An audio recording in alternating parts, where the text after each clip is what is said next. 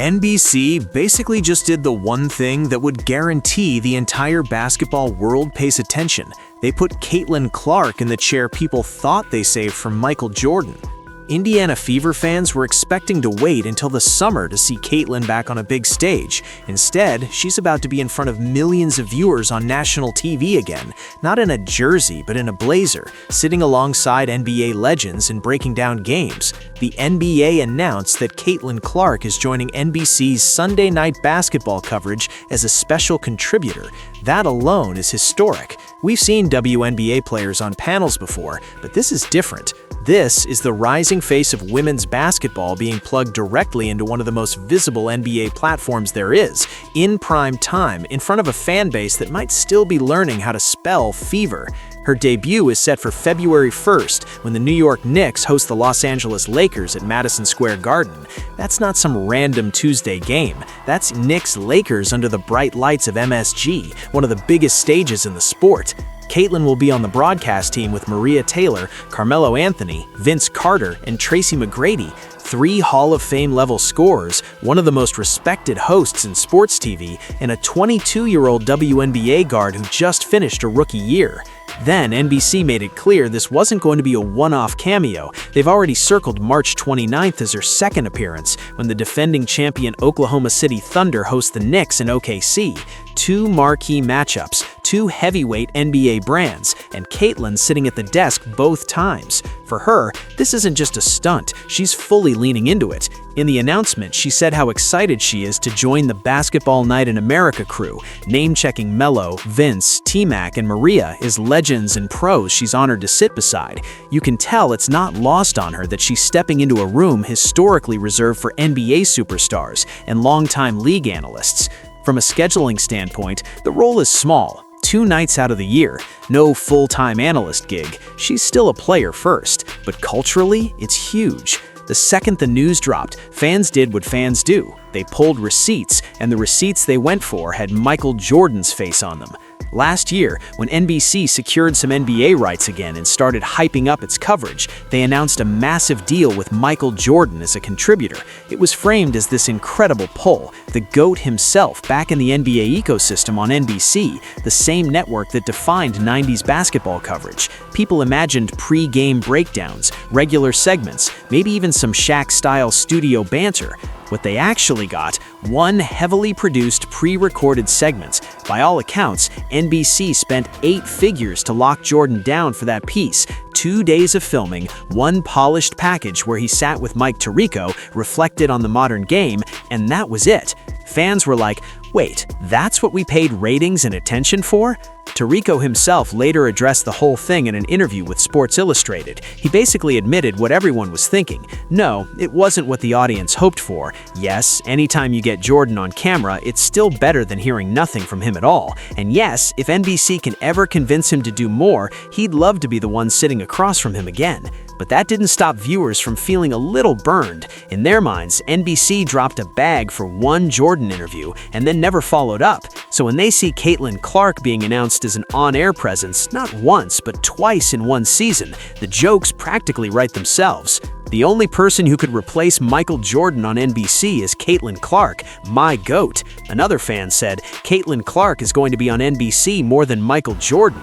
Others were still laughing about NBC supposedly paying MJ 8 figures for 1 interview, then turning around and grabbing Caitlin on a more realistic deal to actually appear again. Those comments are half humor, half truth. Nobody is saying Caitlin is Michael Jordan as a player, but they're putting her in that same category when it comes to cultural pull right now. For NBC to choose her as the face of their special contributor slot tells you exactly how powerful her name has become, not just in the WNBA, but across the whole basketball world. Think about who NBC could have gone after. They could have brought in a recently retired NBA All-Star. They could have grabbed a longtime coach. They could have leaned on their existing roster of former players. Instead, they went to the hottest name in women's hoops, an active WNBA player, and said, we want you at the table with 3 Hall of Famers on our flagship NBA show. That is not normal. That is new. From Caitlin's perspective, this checks every box. She gets to deepen her brand, connect with NBA fans, and show off part of her basketball IQ in a different setting, all without sacrificing her WNBA focus. She's already proven how well she moves numbers in the women's game. Now she gets to show networks and advertisers that people will tune in just to hear what she thinks about LeBron, Jalen Brunson, Shai Gilgeous-Alexander, or whoever's on the floor that night. From the WNBA's perspective, this is almost like a free commercial. Caitlin will be introduced as an Indiana Fever guard, Caitlin Clark. Highlights will be shown. Her name will be in the same sentences as Carmelo Anthony's. NBA fans who maybe have seen her in passing will see her hold her own on a panel. Some will go, "Damn, she knows her stuff." A few of those people will remember that when the W tips off, they might want to actually watch her in her primary job. From NBC's perspective, this looks like a course correction move as much as an exciting exploration. They caught a lot of heat for the way the Jordan deal played out. The hype versus the reality didn't match. Now, instead of promising another impossible icon presence, they're leaning into someone who is actively playing, actively shaping the modern game on the women's side, and clearly comfortable in front of a mic. There's another layer here that shouldn't be overlooked: the panel composition. Maria Taylor leading, Carmelo, Vince Carter, and T-Mac as analysts, Caitlin Clark dropping in. That's three guys who were nightmare matchups in their primes, one of the sharpest hosts in sports broadcasting, and a 22-year-old WNBA guard who just finished a rookie year. When NBC says basketball night in America, then drops Caitlin into that lineup, they're saying she is part of basketball, period. Not women's basketball over here, NBA over there. All of it together. That's a big shift from where things were even 3 years ago. Of course, there are going to be people who grumble. Isn't she getting overexposed? Shouldn't she focus on her game instead of TV? Are they forcing her everywhere? Look at the actual schedule and those complaints fall apart. 2 dates, that's it. Not a weekly studio job, not a full-time role. 2 nights in the entire NBA season where she'll hop on a plane, sit with a panel, talk hoops, and then go right back to her training. That's nothing compared to what men's stars routinely do in the off-season or on off days. And let's be honest, if she didn't take opportunities like this, the same people would be in her mentions saying, "Why isn't she capitalizing on her moment?" This is how you capitalize, not by doing everything, but by picking the right things. For Caitlin, NBC Prime Time is one of those right things. For the Fever, it's extra brand value they didn't have to pay a marketing firm to create. For the WNBA, it's another sign that the line between their audience and the NBA's audience is starting to blur. And for NBC, it might quietly end up being the best move they've made since they signed that attention-grabbing Jordan deal. Because here's the reality: you don't need Michael Jordan on your broadcast if you can't get him to show up more than once. You need someone people care about now, who will actually be there. Someone who can make a college kid, a casual NBA fan, and a hardcore WNBA junkie all say, "Oh, she's on the show? I'll check that out."